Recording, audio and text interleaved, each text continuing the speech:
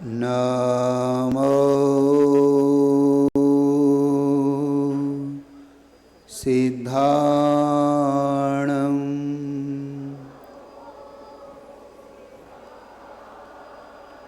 नमो आयर्याणं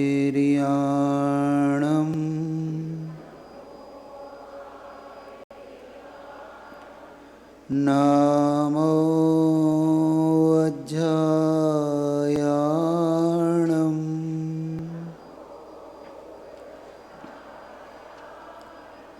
नमो लोये सवसाहुणम्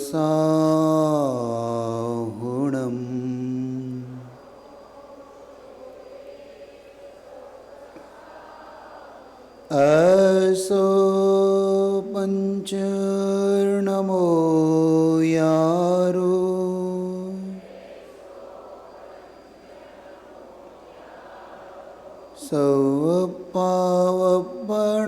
सवपावपणाशनो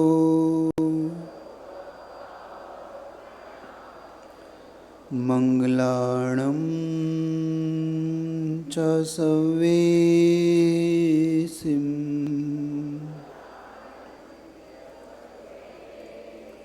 परमं हवै मंगलम् परमं हवै मंगलम् परमं हवै मंगलम्।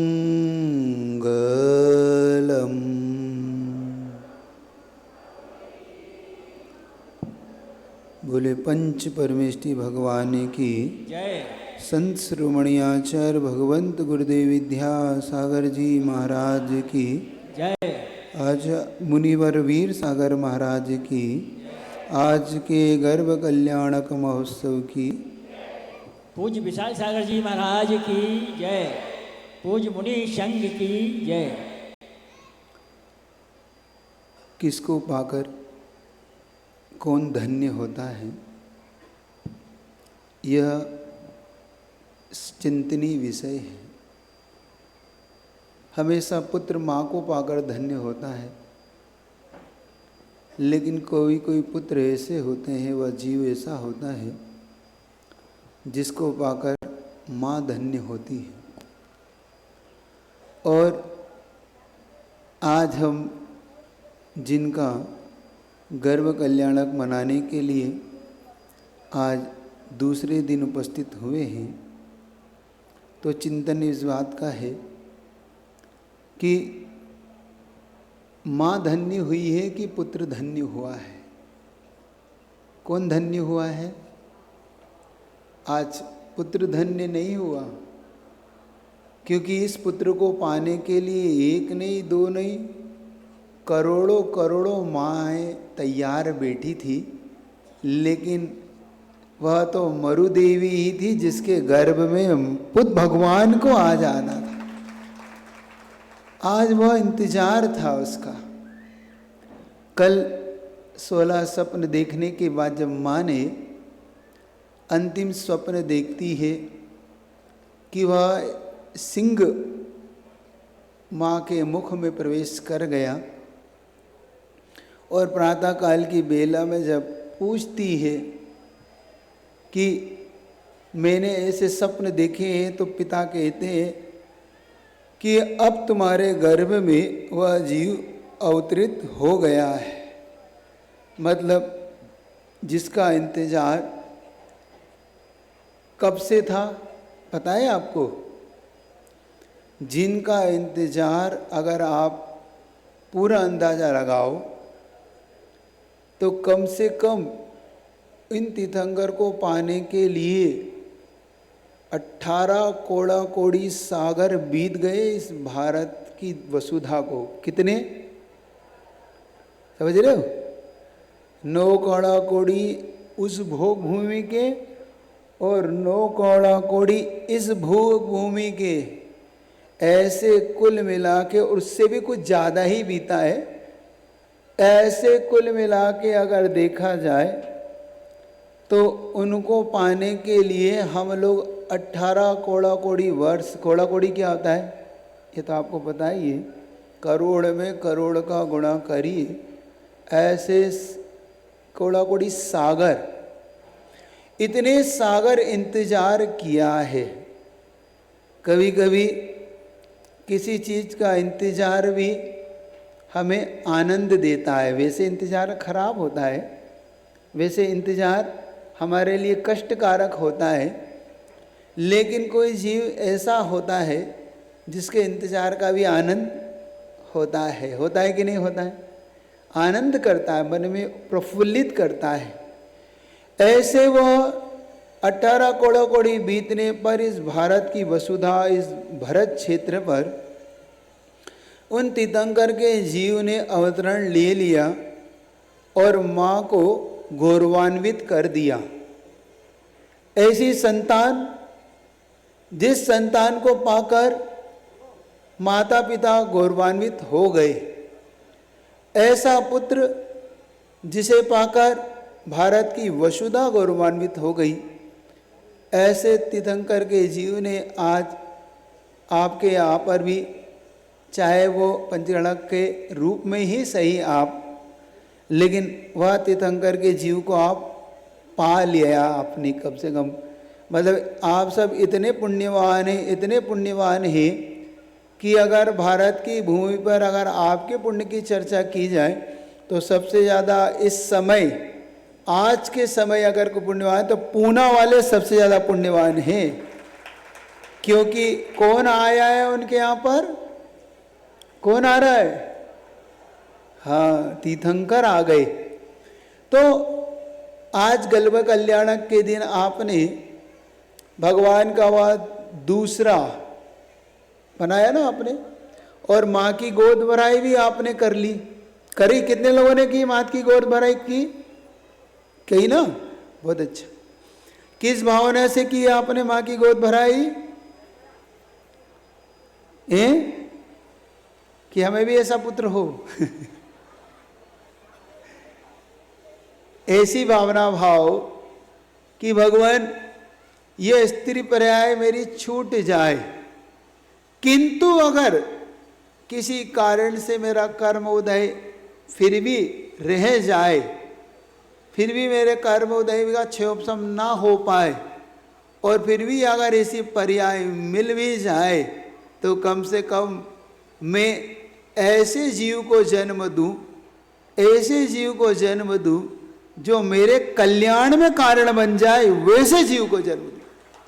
कितना देखो, अभी आप खुद विचार करना कि जिस पुत्र को पाने के लिए, जिस तीर्थंकर को पाने के लिए आप तो एक पुत्र को पाने के लिए तरस रहे हो, और वह कैसा है? आचार्य मानतुंग स्वामी कहते हैं वह सूर्य के भांति जो ऐसा पुत्र है वो जिसे बड़ी कठिनाई से प्राप्त होता है। बहुत बार प्रश्न आता है कि महाराज जी वो कौन सा पुण्य होता है जिससे माँ ऐसे पुत्र को पाती है? वो ऐसा कौन सा पुण्य होता है कि ऐसा पुत्र माँ को पाता है? क्योंकि हमारे यहाँ निमित्त नैमित्तिक संबंध है। अगर माँ का भी तो पुण्य होगा, पिता पुत्र का भी पुण्य होगा। भाई बैठ जाए, आप लोग वहीं बैठते चले जाओ, थोड़ा आगे आके बैठना हो तो आगे आके बैठते चले जाओ, ताकि यहीं से पूरा लाइन लग जाएगी आपकी, है ना? तो लेकिन शांति से है, बिल्कुल। आप खुद विचार करेंगे, आप इस गर्भ कल्याण की क्रिया को और इस गोद भराई की क्रिया को आप सामान्य क्रिया तो नहीं मान रहे। क्यों? आप सामान्य क्रिया मान रहे कि विशेष? क्यों? अब बहुत से ऐसे भी लोग आए हैं जिनके अच्छे भाव लेकर, जिनके अच्छे संतान को पाने की भावना लेकर आप लोग आए हैं, है ना? आए ना? बहुत अच्छा। आपका गर्भ संस्कार हो गया। चलिए, आपका भी ऐसा योग लगा है, अब आपको क्या भावना भाना है ये समझ लो, बहुत अच्छा है। आप आ गए, वहीं बैठ जाओ, वहीं पे बैठते चले जाओ शांति से। अगर आपको अनुकूलता है तो डिस्टर्ब नहीं करो, बैठ जाओ। आप भी यहाँ पे बैठ शांति से, क्योंकि जिन भावनाओं को भाने के लिए बड़े बड़े देवता भी तरसता है। एक बात याद रखना आप लोग, मनुष्य पर्याय को पाने के लिए देवता भी तरसते हैं। आप जिस संतान को, जिस जीव को इस संसार में लाने जा रहे हो, वह जीव सामान्य नहीं होता है, वह जीव विशेष पुण्यवान होता है। और उसमें भी ऐसे वंश का, ऐसे कुल का मिल जाना जहां पर स्वयं वीतराग, जहां पर आप मुक्ति के मार्ग को पाल लेते हैं, ऐसे किस कुल में जन्मे हो ये आप विचार कर लेना। किस कुल में जन्मे हैं आप लोग, और आपकी आने वाली संतान किस कुल में जन्म लेने वाली है। सुन रहे हो? बहुत अच्छी भावना आप भाइएगा। अभी अभी मैं बैठा हुआ था, सामायिक से पहले एक घटना आपके सामने रख रहा हूँ। आज गर्भ कल्याण की इस गोद भराई की महत्ता को आप समझना, किस क्रिया को आपने किया है। ये घटना है, हम लोग उस समय नीमच में चावत्रवास कर रहे थे। वह जो जिस व्यक्ति मेरे पास आया, आर के बाद में बैठा हुआ था, उसने कहा महाराज जी मैं आपसे एक बात कहना चाहता हूँ। उसने जो बात हम लोग को बताई, मुझे भी वो प्रसंग भूल चुका था। हुआ यूँ कि वह भाई बॉम्बे का है, और संयोग की बात थी कि उसकी पत्नी को कैंसर जैसा रोग हो गया। और आप जानते हैं कि कैंसर जैसा रोग कितना ज़्यादा कष्टकारक हो जाता है। और वह उस समय नीमच में आई।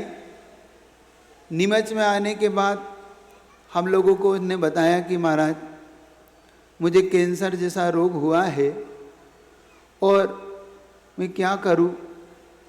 हमने कहा कोई बात नहीं, आप अच्छी भावना भाव, भगवान की भक्ति करो।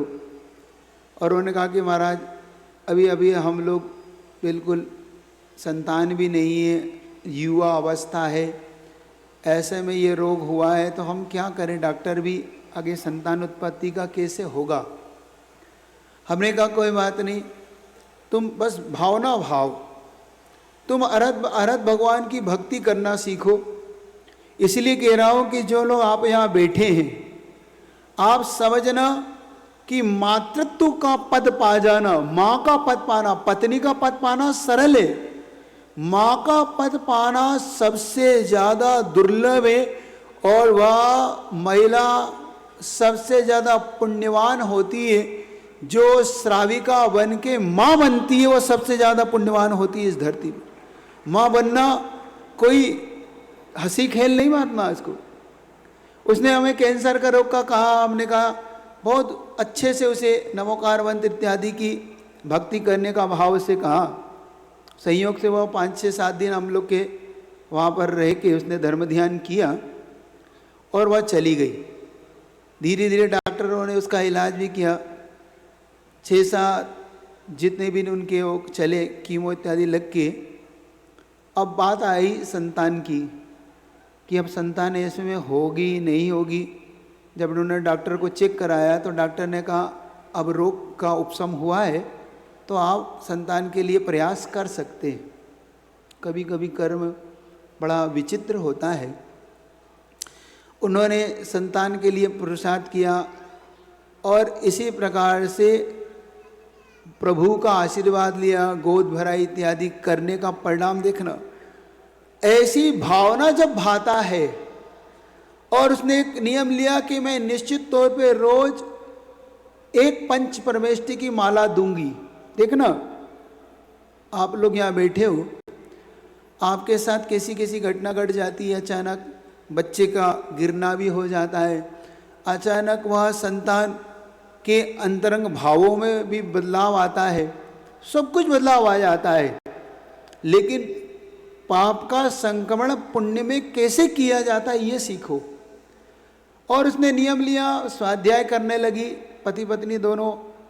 वह पति भी उन्हें गंधोदक देने लगा। एक बात अच्छी तरह सीख लेना, मेरा उनसे कहना है जो पिता बनने चाहते हैं वो पहले ये नियम कर ले कि जब तक 9 महीने, जब तक संतान की उत्पत्ति नहीं हो जाती तब तक मैं प्रतिदिन अपनी पत्नी को गंधोदक अवश्य दूंगा।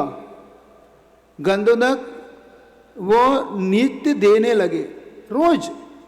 इतना सा कहना मान ले बस। आप डॉक्टरों के चक्कर लगाते हो, आप दवाइयों पे विश्वास करते हो, लेकिन ना जाने आपको धर्म पे विश्वास क्यों नहीं है। आप पे धर्म पे आपकी आस्था क्यों नहीं बैठती। आप टोने टोट के ना जाने किन किन चक्करों में पड़ जाते हो। लेकिन एक बार अपनी धर्म की आस्था को प्रबल बनाओ, देखना इसका रिजल्ट कितना सुंदर आता है। आप इतना करने लगो बस, अपनी पत्नी को और अपने बच्चे को जैसे संस्कार देना चाहते हो उसके योग उसे गंधोदक देने लगो।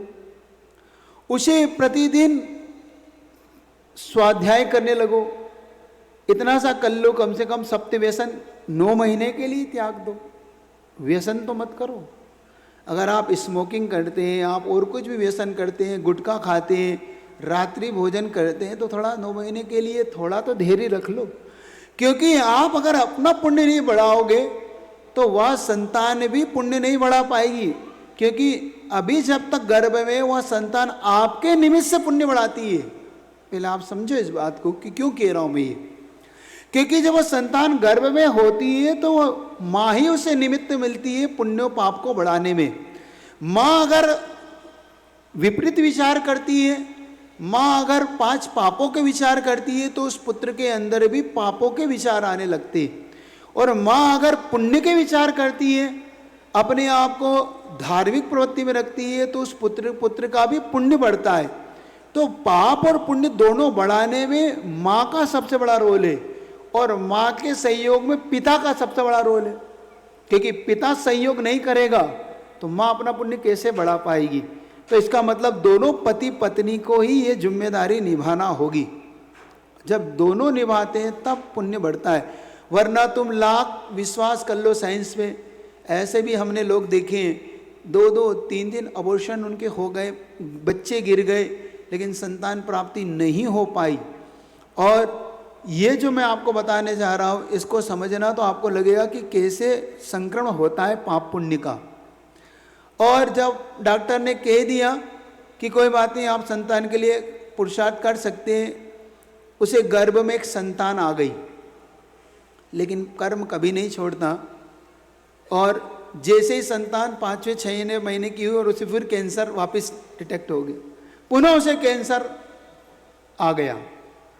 अब समस्या ये है कि बच्चे को बचाया जाए, माँ को बचाया जाए, अब क्या किया जाए। देखना कभी कभी कर्म किस चौराहे पे लाके, भाग्य किस चौराहे पे लाके खड़ा कर देता है, कैसी कठिन परीक्षा लेता है।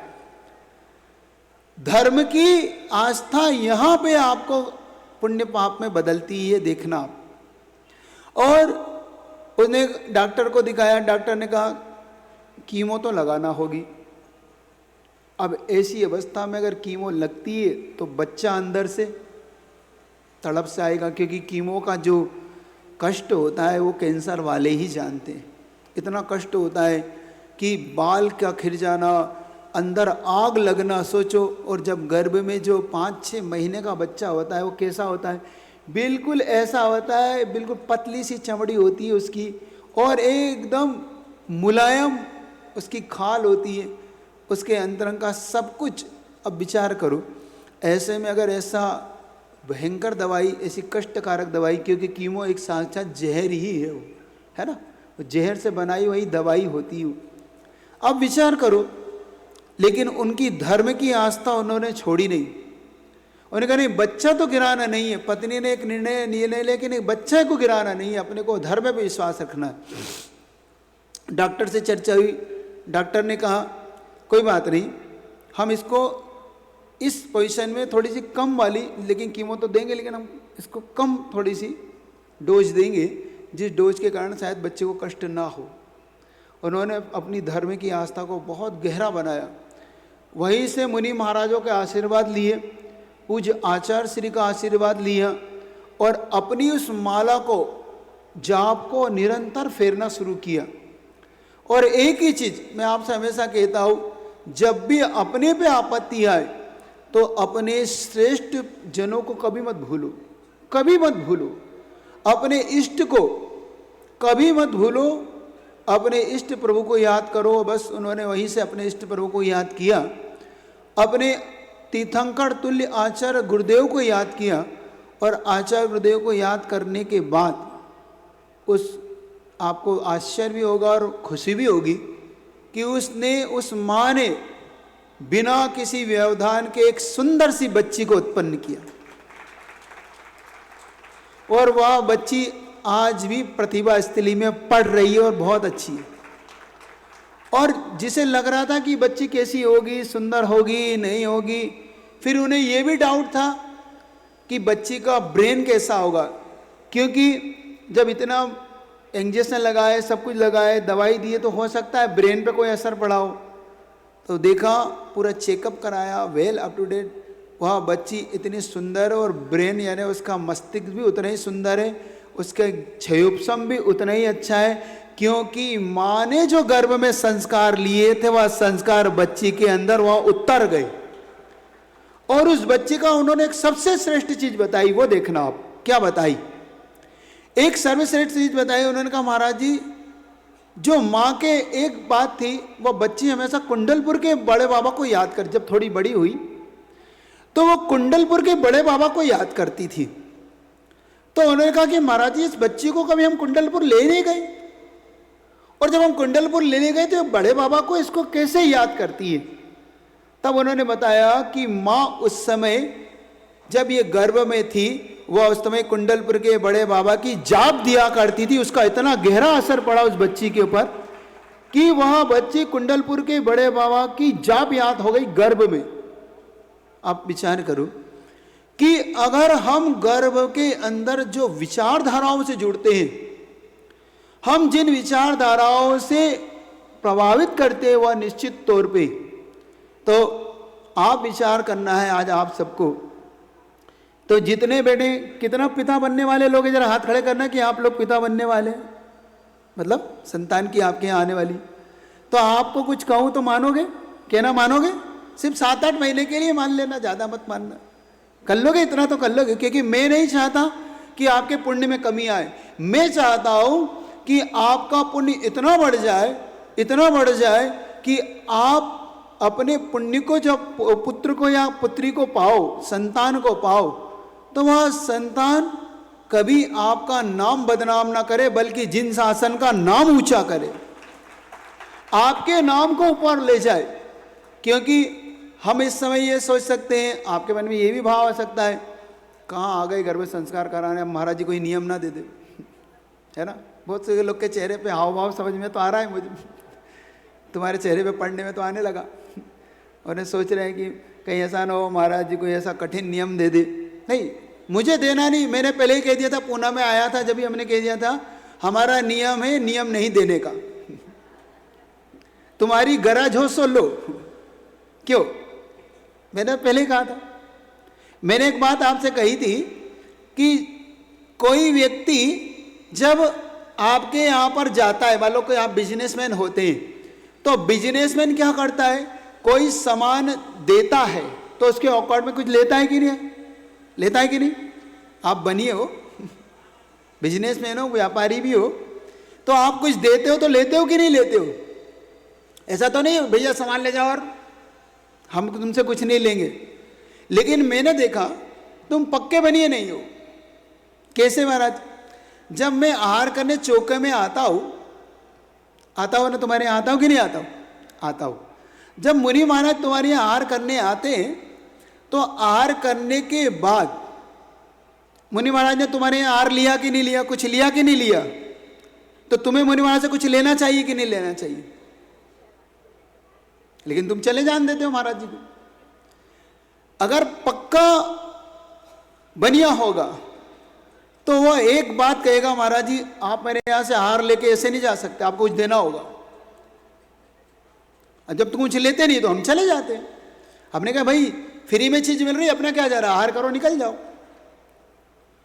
समझ रहे हो? अब तुम्हारे यहां मुनि महाराज आए, सुन रहे हो, मैं बता रहा हूं तुम्हें युक्ति। अब तुम्हारे यहां मुनि महाराज आए तो उन्हें जाने नहीं देना। महाराज जी कोई नियम तो देना पड़ेगा जब आपको जाने देंगे। समझ में आ रही है कि कुछ तो देना। अब तुम नहीं लो तो मैं क्या करूं। लेकिन आज मेरा मन है कि आप विचार बनाना कि अच्छी संतान के लिए पिता को सबसे पहले अपना पूरा मानसिकता बनाना होगी। तो जितने भी लोग यहाँ पिता बनने वाले, इसमें से कोई व्यसन तो नहीं करता, जैसे गुटखा है, ड्रिंक, कोल्ड ड्रिंक करता था नहीं कोई, स्मोकिंग, और कोई व्यसन तो नहीं करते, पक्का ना? तो सबसे पहले तो व्यसन छोड़ देना, करते हो तो। दूसरी बात इतना कर लेना कि अपनी पत्नी को, अगर तुम बहुत ज़्यादा बिजी हो, अगर रोज अभिषेक नहीं कर सकते तो इतना ही कर लो कि सैटरडे संडे जब छुट्टी रहती है तो अपने हाथ से स्वयं अभिषेक करना, दूसरे का गंदों तक लेके मत आ जाना। आप स्वयं जाना, अपने पुत्र के लिए जाना, अपनी पत्नी के लिए जाना, आने वाले भविष्य के लिए जाना, और वहाँ पर स्वयं भगवान का अभिषेक करते समय क्या भावना भाना? भगवान का अभिषेक करते समय ये भावना भाना कि भगवान ये जलधारा मैं आपके ऊपर छोड़ रहा हूँ, लेकिन भावना ये है कि मेरे पुत्र का अगर कोई ऐसा कर्म हो तो इस जलधारा से वो भी धुल जाए, वह भी नष्ट हो जाए, और वह संतान, आने वाली संतान भगवान आपके मार्ग का अनुसरण करे, देश का, समाज का, सबका आगे बढ़ाने वाली हो। बस ये भावना भाग के देखो, तुम करके देखना। ये बोला सबसे बड़ा, ये इसको बोलते हैं संप्रेषण। जब भी हम किसी को संप्रेषण देते हैं, जब हम कोई भावना भाते हैं, तो वहाँ निश्चित तौर पे वहाँ पे जाके उसे अटैच होती है, निश्चित तौर पर उसे प्रभाव डालती ही डालती है। आप ये बात मान के चलना, कभी ये मत मान लेना कि ये प्रभाव ना डालती। भावनाएं आपकी उनसे जुड़ जाती है। तो सबसे पहले आप अपनी भावनाओं को जोड़िएगा, क्योंकि आपकी भावना ही उसे आगे ले जाएगी। जब आप ऐसी भावना करेंगे तो उसे कैसे देना है, अब गंधोदक भी आज सीख लेना कैसे देना है। ऐसा नहीं, जब गंधोदक लो तो एक चांदी के पात्र में गंधोदक लाके अपनी पत्नी को नमोकार मंत्र पढ़ते हुए देना, और वह पत्नी भी जब वो ले तो सबसे पहले उस गंधोदक को अपने गर्भ पर यह भावना करते हुए कि हे पुत्र, देखो भावना क्या भावना है, हे पुत्र मैं तुझे ये गंधोदक गर्भ में दे रही हूँ, बस मुझे इतना विश्वास है कि मैं तू जन्म लेगा तो मुझे देगा गंधोदक, इस भावना से मैं तुझे गंधोदक दे रही हूँ। मैं तेरे हाथों से गंधोदक चाहती हूँ, मैं चाहती हूँ कि तू मुझे गंधोदक दे, ऐसी मेरे यहाँ पे संतान उत्पत्ति हो। अब वो लड़का होगी लड़की किसी को नहीं पता, लेकिन भावना तो यही भावना है। और एक बात और आपसे कहना चाहता हूँ, कभी भी बालिक हो चाहे बालिका, इसमें अंतरंग भाव को खराब नहीं करना। बिल्कुल एक बात याद रखना, बहुत बार ऐसा होता है कि हम ऐसी दुर्भावना कर लेते हैं। और विशेष तौर से मैं महिलाओं से कहना चाहता हूँ, महिलाएं कम से कम महिलाओं की दुश्मन तो मत बनो, क्योंकि पुरुष महिलाओं का दुश्मन नहीं है, महिलाएं महिलाओं की दुश्मन है। कैसे? अगर मान लो एक या दो बालिका हो रही हो, पहली बालिका है और दूसरी भी बालिका होती है गर्भ में, तो मन में क्या भाव आता है, क्या हमारी बहू फिर बालिका। देखो कौन सोचती है ये बात? सासू माँ। कौन सोचती है ये बात? देवरानी, जेठानी, घर की ननंद। ऐसे दुष्विचार, और स्वयं महिला है, महिला होके महिला गर्भ में आई है, आप ही अपने ही वंश के दुश्मन क्यों बनते हो? मुझे समझ में नहीं आता, आप ही अपने वंश के दुश्मन क्यों बन जाते हो? ये तो आपके वंश ही, महिला के वंश की है ना, तो आपको तो खुशी होना चाहिए कि मेरे कुल में कम से कम ये वृद्धिंगत हुई है।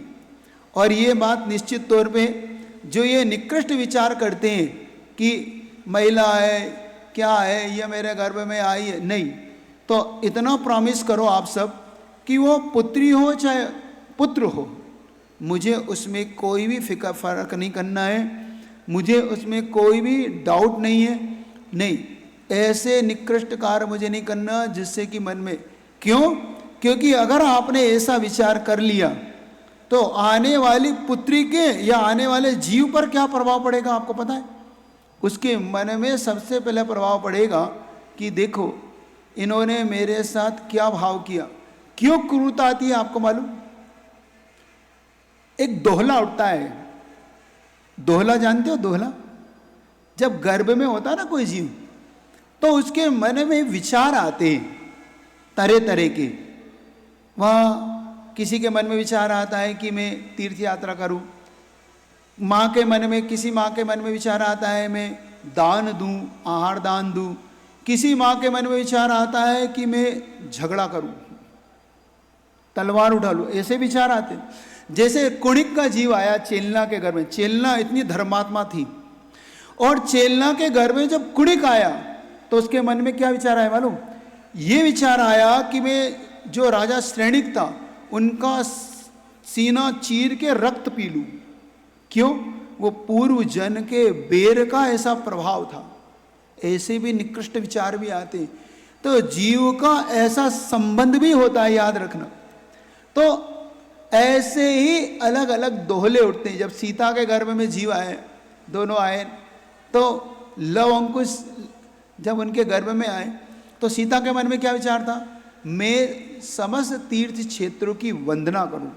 सोचो, तो आपको क्या मन में विचार आना चाहिए? आपके मन में हमेशा पॉजिटिव विचार लाएगा।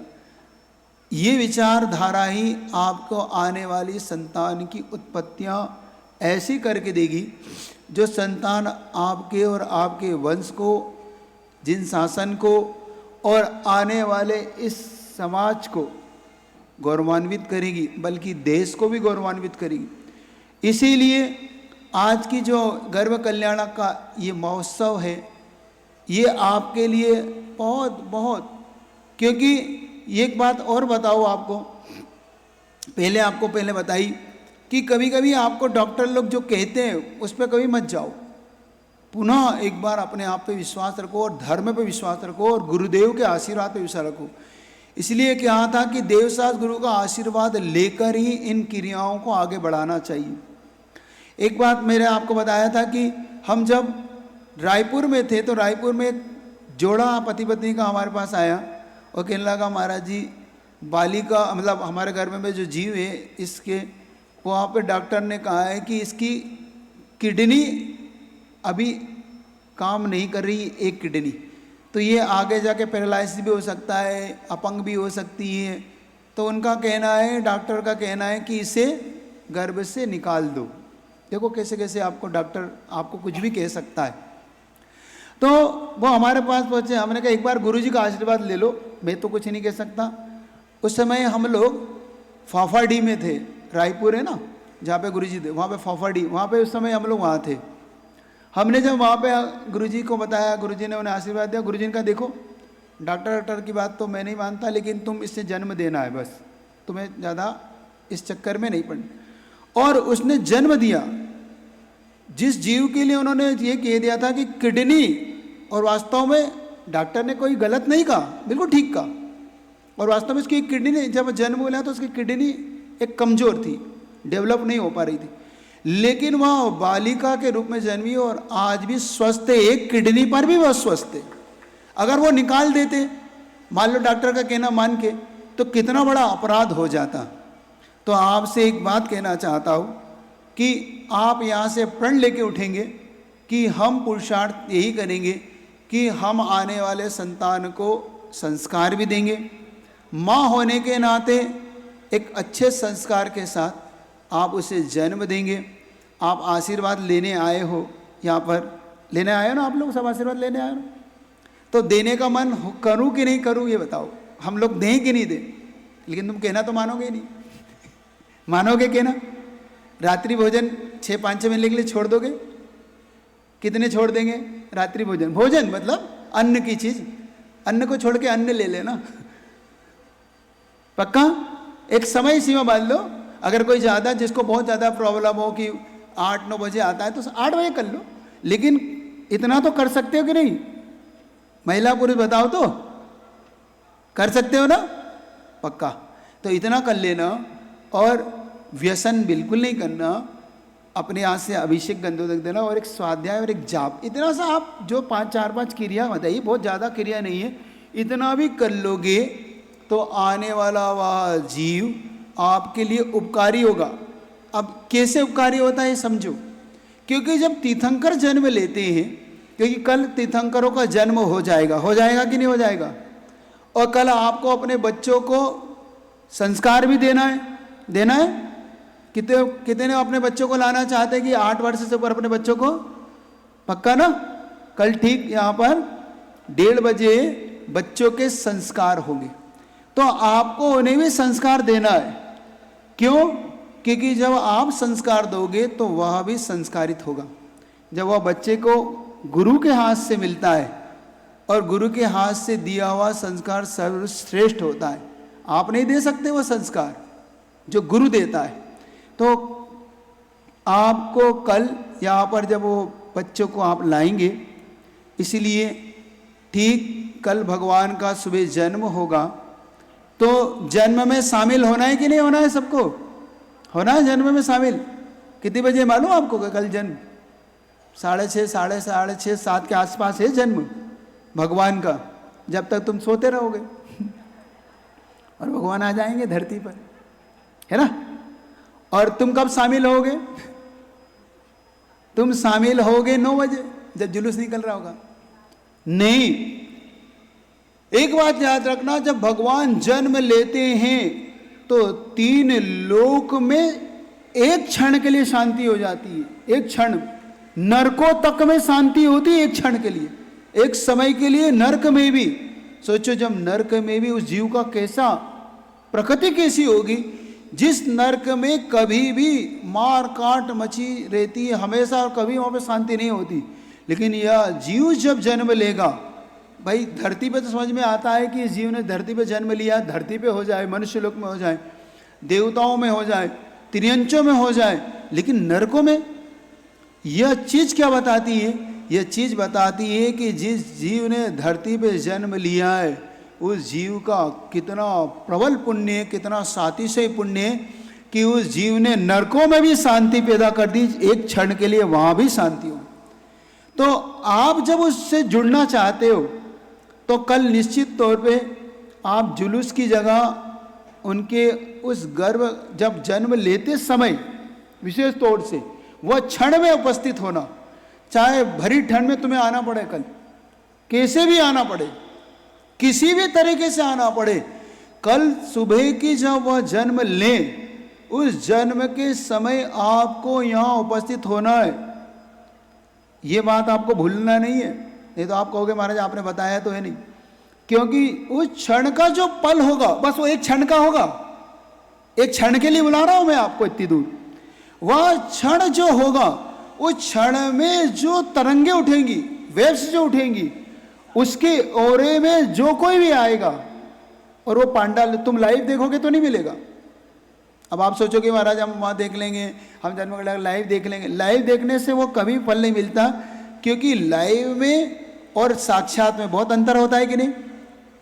थाली सामने हो और एक विज्ञापन में हो, पेट किससे भरता है? सामने से, विज्ञापन से नहीं भरता।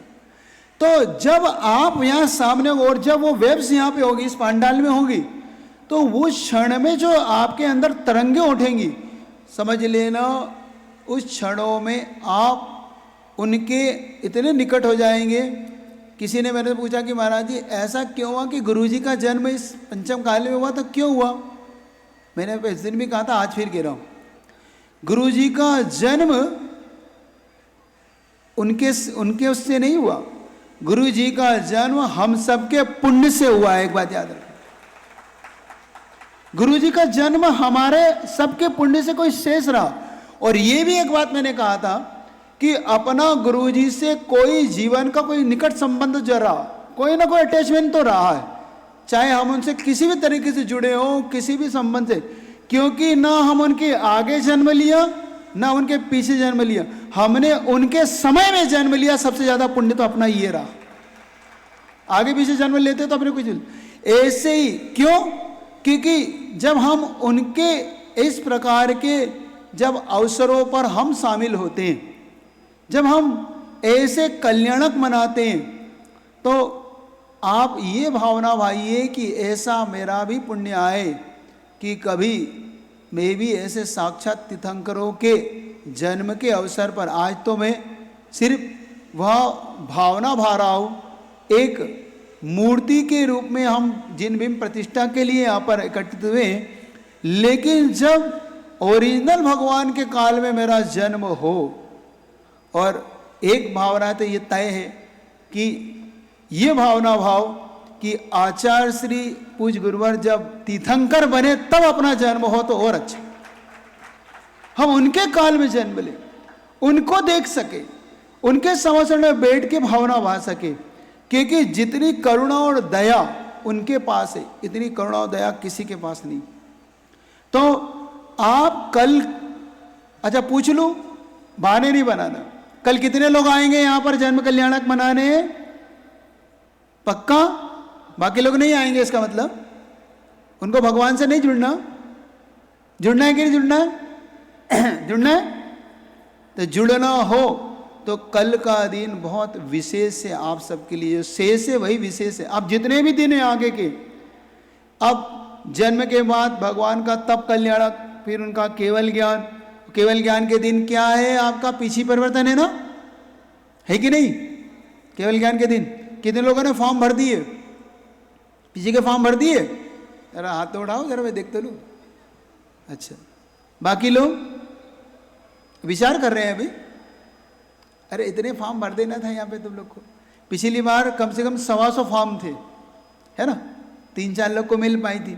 अब उन लोग के लिए अवसर है, तो यहाँ पर आप अपना फॉर्म भी भर लेना और भावना भा लेना कि कम से कम हम उन फॉर्मों को भर के ऐसी भाव। और ये भी मैं कह देता हूँ, बहुत बार आपसे के महाराज ने भी कहा था कि आपको जितने नियम लेना, क्योंकि हो सकता है आपको लगता है मेरी उम्र अभी कम है, तो कम उम्र के हिसाब से नियम ले लेना, कोई बात नहीं, लेकिन फॉर्म भरने की भावना तो भा ही लेना। ऐसा समय बड़ा कठिन होता है जब हम, क्योंकि दुर्लभ क्षण है। अब महाराज जी का जैसे पंचगणाक होगा उसके बाद कोई पता तो है नहीं, पता है नहीं है ना? अच्छा, एक और चीज कह के अपनी बात पूरी कर रहा हूं कि आप 31 दिसंबर कैसी मनाना चाहते हो? यहां जितने लोग बैठे हैं कैसा मनाना चाहते हो? कमेटी ने बताया, कमेटी ने फॉर्म जारी कर दिया 31 दिसंबर के। कहाँ गई कमेटी? है 31 दिसंबर के फॉर्म जारी कर दिया इनके? पीछे के नहीं अब ये पीछे से बोल रहे हैं, पीछे के फॉर्म 31 दिसंबर बोल रहा हूं मैं। फॉर्म भर दिए? फॉर्म तो दो लोगों को कि वो भक्त अमर का स्तोत्र का, क्योंकि बहुत से लोग को पता है। अच्छा, कितने लोग को पता है यहाँ पे कि 31 दिसंबर को कोई यहाँ पे इवेंट है? देखो, बाकी लोग को पता ही नहीं। तुम लोग की कैसी व्यवस्था है समझो। आज आप मैं बता रहा हूं क्या करना है। हम हमेशा 31 दिसंबर को आप पापों में समय गुजारते हो। इस बार का ये जो साल का अंतिम दिन जो जा रहे हैं, मैं मानता हूं ऐसे दिन शायद ये किस्मत डे। अभी एक व्यक्ति कह रहे थे महाराज जी इस बार का किस्मत डे और इस बार की 31 दिसंबर हमारी ना जाने कौन सा पुण्य था, जिस पुण्य के शेष रहने से आप सब मिल गए, क्योंकि ना जाने हम कब पापों में गुजार देते। तो इस बार की 31 दिसंबर किसी को पाप में नहीं गुजारना है। हमको इस बार की जो साल जा रहा है, इस जाते हुए साल को विदाई कैसे करना है मालूम आपको? आपको इस साल की विदाई भक्तांबर स्तोत्र की आदिनाथ भगवान की भक्ति से करना है, और वो इसी पांडाल में करेंगे अपन। जब आपको अपने परिवार सहित इसी पांडाल में भक्तांबर स्तोत्र का एक मांडला लेके पर्सनल लेना है। कम से कम मेरा मन है 500 मांडले से आपको भक्ति करना है। 500 परिवार को, 500 परिवार यहाँ पर भक्ति करे, चिंता मत करो, सब व्यवस्था बन जाएगी।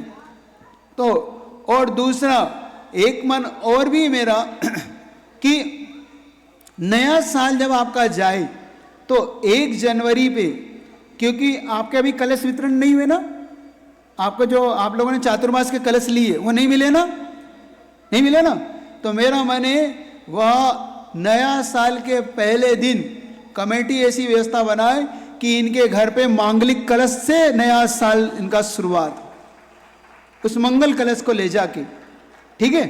तो उस सुबह जब आप आओगे मंगल कलश लेने के लिए, तो उस दिन आपको भगवान का अभिषेक भी करना है, ये भी आपको मिलेगा। कैसे?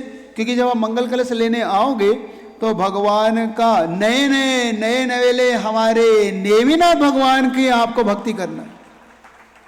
और इसका रिजल्ट मैंने अपने खुद जीवन में महसूस किया है कि जब हम दीक्षित नहीं हो पा रहे थे, मैंने बताया भी था, जब हमारी दीक्षाएं अटक रही थी, नेमिनाथ भगवान इतने अतिशयकारी है, हमारी दीक्षाएं अटक रही थी। और दीक्षा अटक कैसे रही थी? 4 साल हो गए आचार्य जी से एप्लीकेशन लगाते लगाते, आचार्य जी क्या पुण्य बढ़ाओ, आचार्य जी एक ही बात करे पुण्य बढ़ाओ, मैं क्या करूं, तुम्हारे पुण्य से दीक्षा होगी। संयोग की बात थी कि 2003 में इसी दिसंबर के महीने में हम लोगों ने गोमटेश्वर, बाहुबली और वहाँ की यात्रा निकाली थी। और तुम्हें तो पूना वालों को तो पता भी नहीं होगा, दिसंबर में हम यहाँ पूना भी आए थे, ब्रह्मचारी थे हम लोग सब, बस से आए थे उससे। तो वहाँ हम जब, और 1 जनवरी 2004 को हम सब कहाँ थे मालूम? हम गिरनार पर्वत की नेमिनाथ की टोक पे थे 2004 में 1 जनवरी को। और वहाँ पर हमने एक श्रीफल से भावना भाई कि भगवान अब बहुत हो गया, अब आपके जैसे बनने की भावना लेके हम लोग आए। और नेमिनाथ भगवान इतने फले, हम लोग को इतने फले कि 2004 1 जनवरी को हमने भावना भाई, और 21 अगस्त 2004 को सब मुनि बन गए, मुनि पद पा गए। तो ऐसे नेमिनाथ भगवान का अभिषेक करना से कोई नहीं चुकना, ऐसे अतिशयकारी नेमिनाथ। यही सोचता हूँ 2004 में भावना भाई थी और 2024 आते आते पुनः नेमिनाथ भगवान हम सबको मिल गए, उनका पंचगणक देखने को मिल गया, उनकी भक्ति करने को मिल गया। तो आप सब भावना भाना ऐसे भगवान की भक्ति करते हुए, ठीक है। तो इतने ही रख रहा हूँ, पूज्य गुरुवार को याद करते हुए कि भगवान आपका आशीर्वाद हम सबको मिले, फले। और कल जब भगवान का जन्म हो तो जन्म के साथ साथ हम इस भावना को विभा सके कि भगवान आपने अपना कल्याण किया, हम सब भी उसी कल्याण के मार्ग पे चल सके। ये सब आपको याद रखना है। माता पिताओं को एक बात अंत के एक काम कर लेना, जिस भी माँ को एक अंतिम युक्ति बता के, जिस भी माँ को लगता है कि मेरे गर्भ में थोड़ा सा भी कुछ हो रहा है, वह एक काम कर लेना। गुरुजी का बहुत बड़ा उपाय बता रहा हूँ। वह किसी गाय को, गौशाला इत्यादि होती है ना, उस गौशाला में किसी गाय को गोद ले लेना कि ये गाय को हमारी तरफ से इस गौशाला में पालो, इसका पूरा पालन पोषण अपने पैसे से व्यय करना, उसका चारा पानी दूध, और भावना करना कभी जा सको उस गौशाला में, तो गौशाला में उस गाय के ऊपर हाथ फेरना एक बार, भावना भावना। क्योंकि गाय एक ऐसी प्राणी है जो वात्सल्य का प्रतीक है। और मैं तो कहता हूँ ले लो, जितने भी यहाँ गर्भवती महिलाएं, कितना खर्चा आता होगा, 10-5 हज़ार 15-20 हज़ार साल का कितना खर्चा आएगा उसका, लेकिन वह तुम डॉक्टरों को देने से बच जाओगे। और ये कहलाता है अभयदान। क्या कहलाता है ये? तुमने अगर किसी गाय को अभयदान दे दिया तो निश्चित तौर पे तुम्हारा पुत्र भी अभय जैसा ही होगा, अभय कुमार जैसा होगा। तो मेरा मन है कि तुम लोग एक एक गाय को, चाहे अपने घर में नहीं रख सकते, ये आपकी मजबूरी हो सकती है, गौशालाओं में पालो।